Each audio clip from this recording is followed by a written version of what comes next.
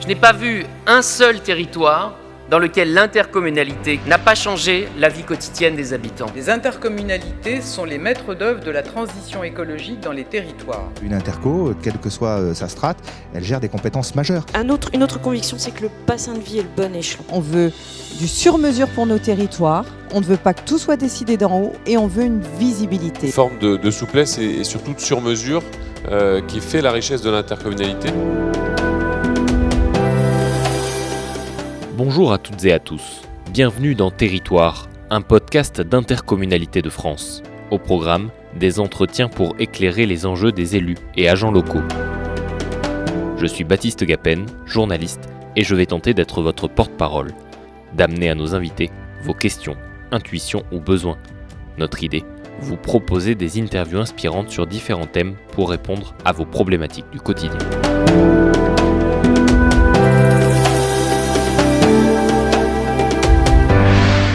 Aujourd'hui, pour notre premier épisode, nous rencontrons Françoise Refaber.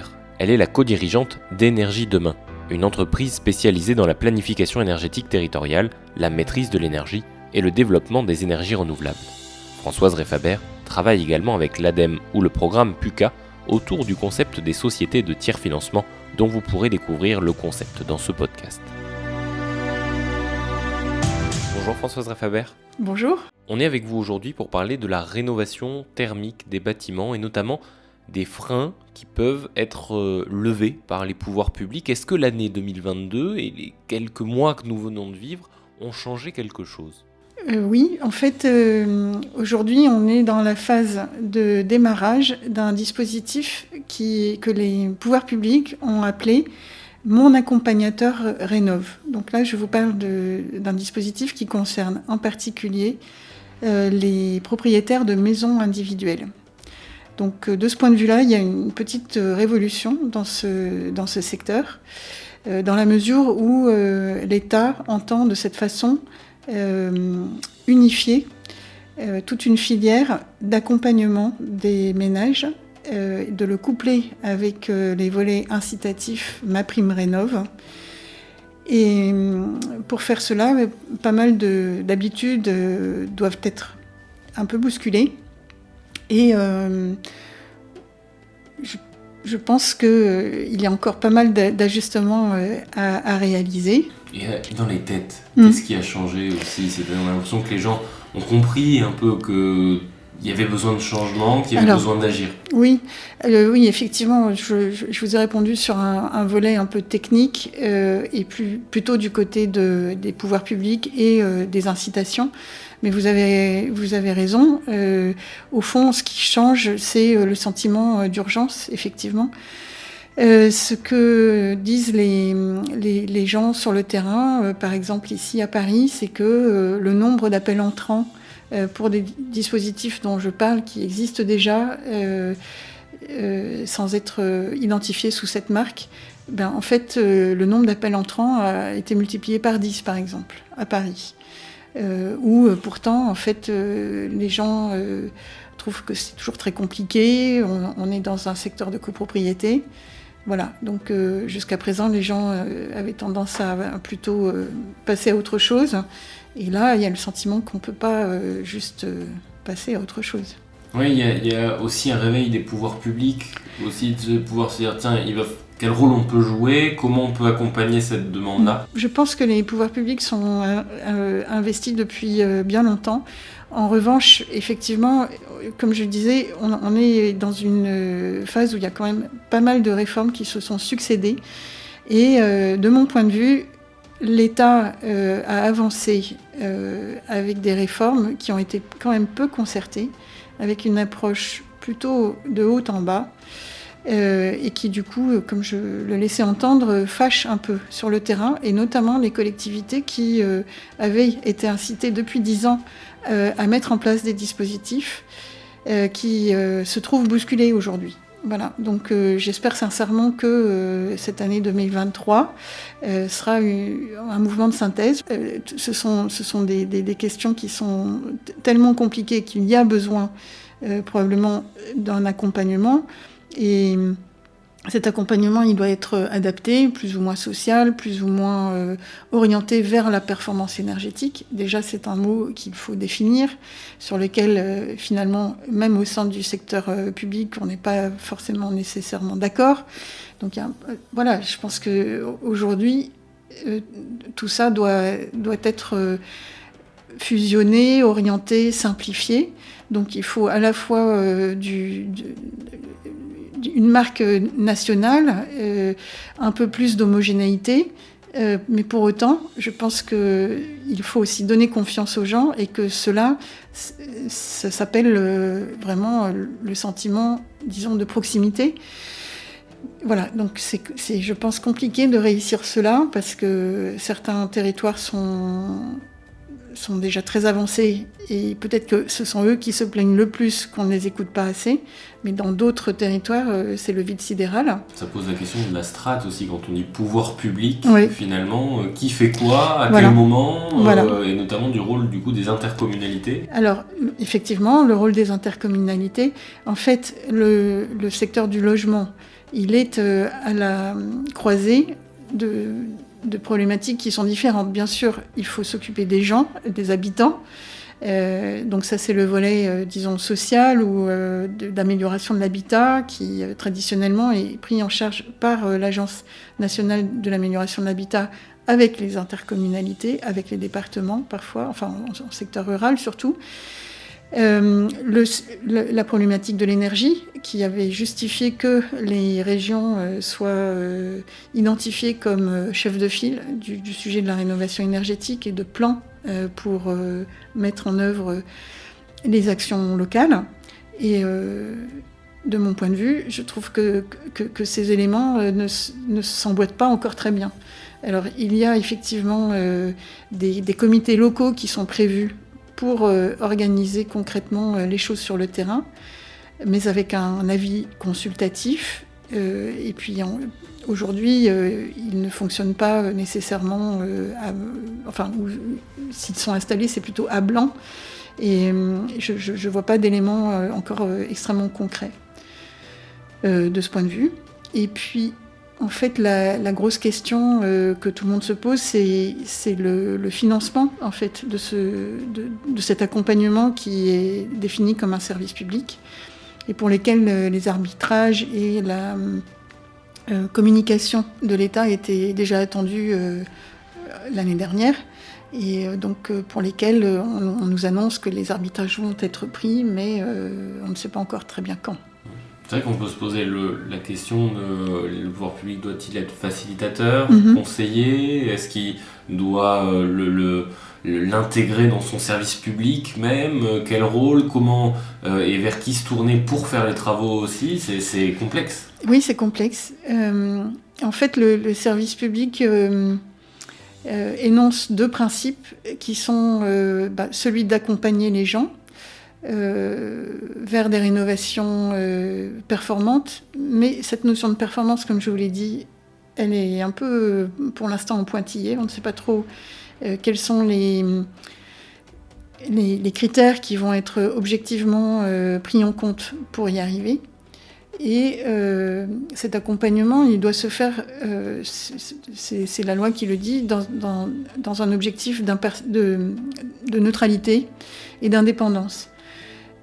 À titre personnel, je trouve qu'il serait plus simple et plus clair de dire que ça n'est pas l'indépendance qu'on recherche, c'est au contraire l'engagement vers des objectifs de durabilité et de performance.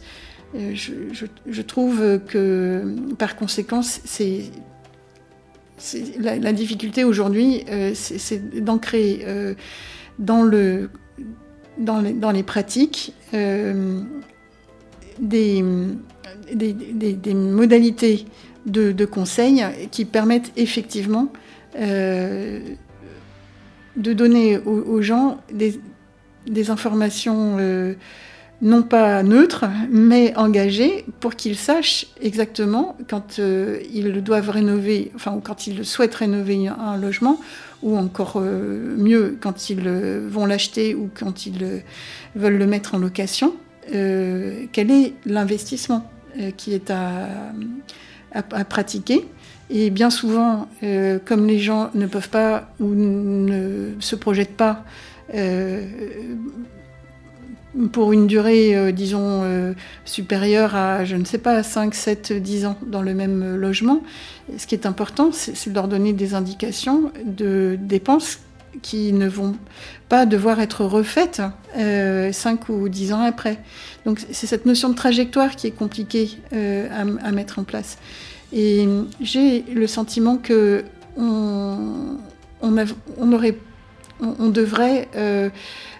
plus, investir sur la question de comment est-ce qu'on crée ce référentiel d'un nouveau métier, qui est d'accompagner les gens, non pas à faire des rénovations idéales, mais d'atteindre un optimum et d'éviter que ces investissements soient finalement à recommencer ou à perdre, parce qu'on a fait les choses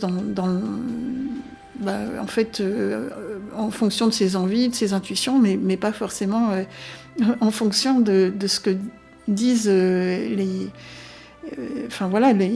c'est finalement quelque chose de très technique, de savoir comment organiser des travaux qui ne sont pas faits en une seule fois. C'est finalement plus simple d'un point de vue financier, mais techniquement plus compliqué. Il y a une question de rentabilité, ou en tout cas d'un point de vue thermique qui se pose aussi, parce qu'on le dit, il faut vraiment accélérer cette rénovation thermique. Ça veut dire quoi, accélérer? On a besoin de quoi en fait pour être bien dans quelques années? En fait, il y a une telle variabilité au niveau individuel que c'est difficile de dire qu'est-ce qu'il faut faire dans un cas vraiment précis. Et en fait, chacun se pose la question pour soi et pour sa maison. Donc, ceci dit, je pense quand même que pour arriver à tenir cette trajectoire, il faut au moins pouvoir, gagner 2 classes du diagnostic de performance énergétique. Et ce qui est très très important, c'est de se faire aussi bien conseiller sur les impacts pour la santé en fait de ces travaux, de bien relier la question de l'efficacité énergétique avec celle de la qualité de l'air intérieur par exemple. En fait, ce qui est compliqué, c'est que, comme je le disais, il faut partir de ce que les gens ont besoin de modifier dans leur habitat. Ce sont eux qui sont maîtres de ça, et c'est bien évident que si on leur parle thermique avant d'écouter ce qu'ils veulent modifier dans leur environnement, dans leur chez-soi, on prend les choses totalement à l'envers. Donc voilà, il faut vraiment éviter qu'il y ait il faut éviter de rendre antagoniques ces 2 buts. Au contraire, il faut que l'amélioration énergétique, elle soit vue comme une amélioration du bien-être et bien sûr une façon aussi de pouvoir se chauffer sans amputer le budget familial.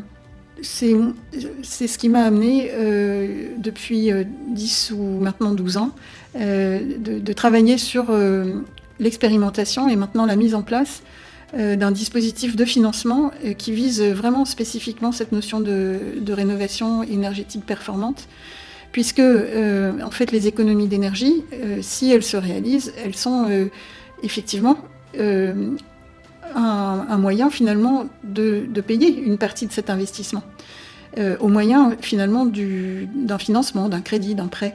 Et donc, c'est ce qui m'a amené à conseiller plusieurs conseils régionaux sur ce qu'on appelle le tiers-financement. Conseils régionaux et métropoles, je crois. Oui, alors effectivement. Ensuite, cette idée a été reprise aussi par la métropole par Bordeaux Métropole en l'occurrence. Mais donc, c'est une idée qui est mise en œuvre aujourd'hui dans 5 régions. Donc Île-de-France, Hauts-de-France, Grand Est, Centre-Val de Loire, Occitanie et à Bordeaux Métropole. Et l'idée, c'est que, en fait, ces personnes qui sont non pas neutres, mais engagées pour la rénovation performante, viennent à la demande des personnes qui veulent rénover donc leur maison, mais ça marche aussi pour les copropriétés. Et en fonction de l'état du bâti, en fonction des attentes des ménages et ou donc des représentants de la copropriété, établissent finalement un plan de travaux qui correspond à un optimum du point de vue technique et économique, en cherchant finalement à intégrer bien sûr toutes les aides qui peuvent être disponibles, les dispositifs aussi qui permettent de financer une partie des travaux qui sont les certificats d'économie d'énergie. Et finalement, ce qui reste à la charge, l'idée, c'est qu'il faut essayer de le couvrir au maximum, finalement, par les économies d'énergie, qui peuvent, de cette façon-là, participer au plan de financement. Voilà, et donc, du coup, en proposant un financement intégré à la réalisation des travaux et qui est étalé sur 25 ans, et qui prend en compte dans la capacité de remboursement de ces économies d'énergie, en fait, là où les gens pensaient que ce qui était à leur portée, ce qu'ils pouvaient se payer, c'était des travaux plutôt limités, eh bien, on se rend compte qu'en réalité, en se projetant sur un plus long terme et dans la perspective d'apporter de la valeur à leur logement, à leur immeuble, eh bien en fait on peut faire beaucoup plus que ce qui était au départ l'idée des gens. Et ces sociétés de tiers financement, elles fonctionnent comment ? Quel est le rôle aussi là du pouvoir public dans ces sociétés ? Ce sont des initiatives des régions et ça peut être aussi l'initiative de collectivités infrarégionales. Hein. C'est bien le cas à Bordeaux, ça pourrait être le cas dans d'autres grandes villes prochainement. Elles interviennent en mettant du capital dans ces sociétés qui sont dédiées à la rénovation énergétique. Et le reste, finalement, des financements qui sont apportés à ces sociétés, ce sont des lignes de financement de long terme qui, aujourd'hui, sont essentiellement apportées par la Banque européenne d'investissement. Donc, en fait, de cette façon, les sociétés de tiers-financement sont des réceptacles à financement. Elles doivent obtenir une autorisation de l'autorité bancaire, des services de la Banque de France qui s'appelle la CPR. Et donc ensuite, cet argent est transformé en prêts qui sont proposés individuellement aux ménages, enfin aux propriétaires. Pour des opérations globales. Et pour des opérations globales, parce que donc tout l'intérêt d'intégrer le financement, c'est de pouvoir financer des travaux qui coûtent 40 000, 50 000 euros, là où des personnes, sinon, se voient proposer des prêts à plus court terme, qui n'intègrent pas dans la façon qu'ont les banques de déterminer la capacité de remboursement, les économies d'énergie. Et du coup, ça veut dire que là où une banque trouverait raisonnable de prêter, par exemple, 15 000 euros, on peut facilement proposer 10 ou 15 000 euros de plus de cette façon-là. Ouais, c'est une aide publique, mais différente un petit peu. On vient faire un prêt, du coup. Voilà. C'est quoi, c'est taux zéro ? Ça marche comment exactement ? En fait, le taux zéro, c'est un dispositif donc, de l'État qui s'appelle l'éco-prêt à taux zéro et qui suppose en fait d'avoir accès à un crédit d'impôt. Et donc aujourd'hui, les sociétés de tiers-financement n'y ont pas toutes droit. À titre expérimental, c'est possible en Hauts-de-France et en Île-de-France. Et bien sûr, dans les autres régions et à Bordeaux, les sociétés de tiers-financement sollicitent les pouvoirs publics pour que toutes les sociétés de tiers-financement puissent elles aussi distribuer les coprêts à taux zéro. Donc ça veut dire que là où ça n'est pas possible, en fait, les sociétés de tiers-financement bâtissent des accords avec des banques pour aider les gens qu'elles conseillent à récupérer au mieux des éco-prêts à taux zéro auprès de banques. Mais ce qu'elles constatent aujourd'hui, c'est que c'est long, c'est compliqué. que si elles étaient capables de le faire elles-mêmes, elles gagneraient plusieurs mois. Et ce n'est pas juste pour gagner plusieurs mois, même si la planète chauffe, c'est qu'on est dans un contexte où, bien sûr, tout a changé, les taux montent, les prix des matériaux montent, bref, tous les prix montent. Et donc, quand on attend plusieurs mois, eh bien, ça veut dire qu'on a des risques que le budget dérape et qu'il ne soit plus finançable. Donc gagner du temps et pouvoir boucler les dossiers rapidement, c'est un vrai enjeu concret. Et tout à l'heure, on parlait de frein à la rénovation. Ça lève le frein du financement, finalement. Oui. Ça lève aussi le frein de pouvoir tout faire d'un coup, c'est ça ? Ce qui est très important dans l'esprit des sociétés de tiers-financement, c'est qu'une fois que les travaux sont faits, c'est important de rester en contact avec le ménage et de vérifier qu'effectivement les économies d'énergie sont bien là au rendez-vous. Aussi pour pouvoir s'assurer que le plan de financement qui avait été prévu, il est bien respecté en fait. Et ce que je voulais dire, c'est que du coup, maintenant que les sociétés de tiers-financement ont été créées, que certaines ont atteint une expérience, en tout cas la plus ancienne de 5 à 6 ans, en fait, ce qui est intéressant, c'est qu'elles se sont regroupées dans le cadre d'une association qui est toute récente. Et elles ont déjà décidé de non pas débarrasser, mais trouver un nom plus simple à retenir, parce que sociétés de tiers-financement, ce ne sont pas forcément des sociétés. Tiers, on ne sait pas très bien pourquoi. Et puis, comme je vous l'ai expliqué, le financement, en fait, ce qui compte, ce sont les travaux avant les financements. Donc, les sociétés de tiers-financement, maintenant, c'est les Séraphins. Et donc, l'association, le réseau des Séraphins, services de rénovation, accompagnement et financement, mettent en commun leur expertise, leur expérience, précisément pour arriver à définir ce métier. Et c'est de ce point de vue, je pense, un apport intéressant pour la consolidation que l'État, les pouvoirs publics sont en train d'opérer en ce moment avec la marque Mon Accompagnateur Rénove. Parce que finalement, les Séraphins, ce sont les précurseurs de ce que l'État met en place à partir de cette année. Comment elle travaille avec ce réseau-là ? Comment il travaille avec les artisans après sur place ? Oui. Comment ça marche ? Alors, en fait, les artisans sont sélectionnés par les sociétés de tiers-financement et constituent une communauté de professionnels qui sont appelés de façon récurrente par les sociétés de tiers-financement. Donc, elles-mêmes étant sous le contrôle des collectivités, elles procèdent à une sélection qui est vraiment formalisée en respectant les règles de la commande publique, des marchés publics, mais elles adaptent cela pour que leurs commandes soient vraiment accessibles à tous. Et donc, par exemple, dans les Hauts-de-France, chaque projet de travaux est alloti de façon à ce que la société de tiers-financement intervienne finalement comme un assembleur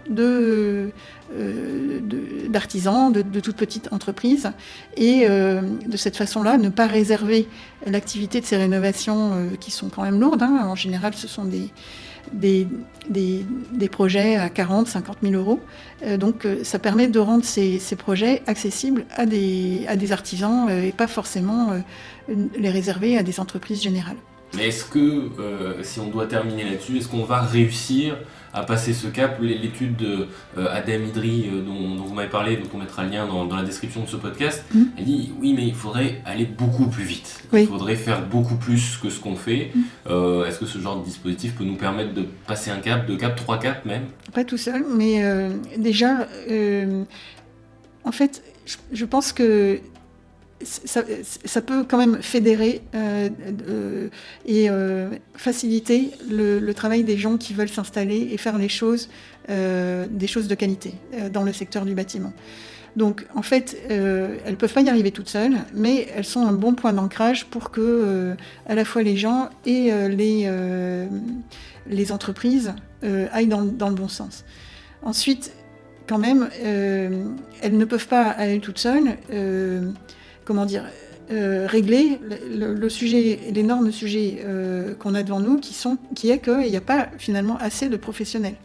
Donc, ce que prévoient de faire les sociétés de tiers-financement, c'est d'intervenir aussi sur sur le fait d'accueillir en fait de nouveaux professionnels. Et en fait, la question dans la filière du BTP, c'est d'accueillir des gens qui viennent d'autres filières en formation continue finalement et en reconversion. Et là, de ce point de vue-là, je pense que les sociétés de tiers-financement, progressivement, elles vont renforcer ce troisième rôle qui est finalement de sécuriser aussi l'arrivée de nouveaux venus sur ce marché. Elles doivent elles-mêmes recruter davantage et structurer ce métier dont on parle, qui est l'accompagnement. Et disons, développer numériquement ce nouveau métier qui aujourd'hui,